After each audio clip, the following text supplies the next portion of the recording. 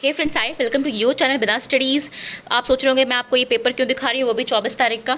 तो मैं आपको इसलिए दिखा रही हूँ, पर अगर आप ध्यान से हेडिंग पढ़ेंगे तो आपको समझ में आ जाएगा कि मैं आपको एक नई आर्कियोलॉजिकल सर्वे ऑफ इंडिया की एक नई डिस्कवरी दिखा रही हूँ।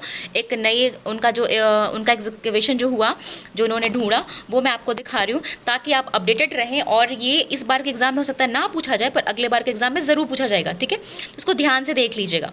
देखिए, ये ASI ने तमिलनाडु में एक गांव है वादाकुपट्टू, वहाँ से ये खुदाई करी और वहाँ से ये उनको 4 सिविलाइजेशन के एविडेंस मिले। ठीक है, तो 4 सिविलाइजेशन पहले कौन कौन सी? तो पहली तो 2 पल्लव एरा की, ये देखिए साफ साफ यहाँ पे लिखा भी हुआ है। 2 पल्लव एरा 1200 यानी 1200 to 1800 ईयर्स अगो। फिर संगम एरा का दिखा रहा है अबाउट 2000 ईयर्स अगो। और फिर दिखा रहा है आपको मेसोलिथिक, जो कि 12,000 प्लस ईयर्स पहले की जो टाइम पीरियड, मतलब जो आर्टिफैक्ट्स मिले हैं वो इतने साल पहले के मिले हैं। इस टाइम को दिखाने का मतलब ये है। तो 2 पल्लव एरा हो गया, एक संगम हो गया और एक मेसोलिथिक हो गया, तो हो गई नहीं चार अलग अलग सिविलाइजेशंस। ठीक है, तो अब देखिए, अब ये कह रहा है कि उन्होंने, मतलब ASI ने, पेपर ये कह रहा है ASI ने जो मतलब खुदाई करी वहाँ से, तमिलनाडु के उस गांव से, ये जो गांव है वादाकुपट्टू, यहाँ से ये 4 सिविलाइजेशन के आर्टिफैक्ट्स निकाले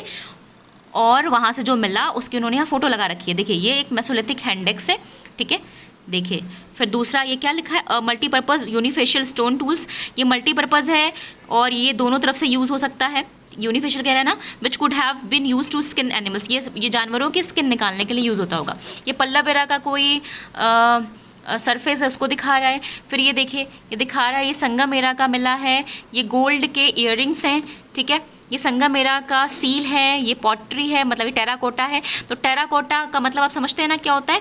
टेराकोटा कोई भी चीज़ जो मिट्टी की बनी हुई है और उसको आग में अगर पकाया गया है तो उसको टेराकोटा बोलते हैं। ठीक है, ये बीड्स है और सबसे इंपॉर्टेंट ये विष्णु की वो प्रतिमा है जो कि पल्लव एरा की है और ये हमें वादाकुपट्टू से मिलती है। ठीक है, ये देखिए, ये स्कल्पचर्स ध्यान से देख लीजिए, ये पूछा जाएगा आगे एग्जाम में और डेफिनेटली पूछा जाएगा। ठीक है, ये मिला है। ठीक है, फिर जो आपको मिला है वो एक, ये जो आपको मिलता है ये एक ब्यूरल साइट है, मतलब यहाँ पे एक समाधि की साइट मिली हुई है। ये भी हमें वादाकुपट्टू से मिलती है। ये देखिए, आपको यहाँ पे समाधि होगी, फिर इसको कहते हैं ना, वो जब हम पढ़ते हैं साउथ इंडिया की हिस्ट्री तो हमने देखा है। ठीक है, कि वहाँ पे हमें ऐसी समाधियाँ अलग अलग नामों से मिलती हैं कि उन्होंने बीच में समाधि रखी और चारों तरफ से सिंबॉलिक पत्थर लगा दिए। ठीक है, देखिए, मैंने आपको समझाने के लिए यहाँ पे कुछ फ़ोटोज़ भी वो कर दी हैं ताकि आपको समझ आए। देखिए, ये है वो विष्णु की प्रतिमा जो मिली है। ठीक है, और ये वो चीज़ें हैं जो अभी हमें एक्सकवेशन से मिली है और ये वो ब्यूरल साइट है जहाँ, मतलब जिसमें समाधि मिली हुई है। तो एक बार को जाके इंटरनेट पे ये अच्छे से पढ़ लीजिएगा, ये आपके बड़े काम आने वाला है। ठीक है, क्योंकि अगर आपने ये पढ़ लिया तो आगे अगर से कोई क्वेश्चन पूछा जाएगा तो आप इसको लिख पाएंगे। और सबसे बड़ी बात, जो लोग कहते हैं ना किस पे पेपर लिखें, किस पे पेपर लिखें, तो ये एक अच्छा टॉपिक हो सकता है रिसर्च पेपर बनाने का भी। ठीक है, तो वैसे तो मैं इसमें लिंक भेज दूंगी और लिंक पे जाके आप इसको पढ़ लीजिएगा। ठीक है, और उसके अलावा अगर आपका कोई सवाल हो इससे रिलेटेड या किसी भी बात को लेके, तो प्लीज़ मुझे मेल कर दीजिएगा। सी यू।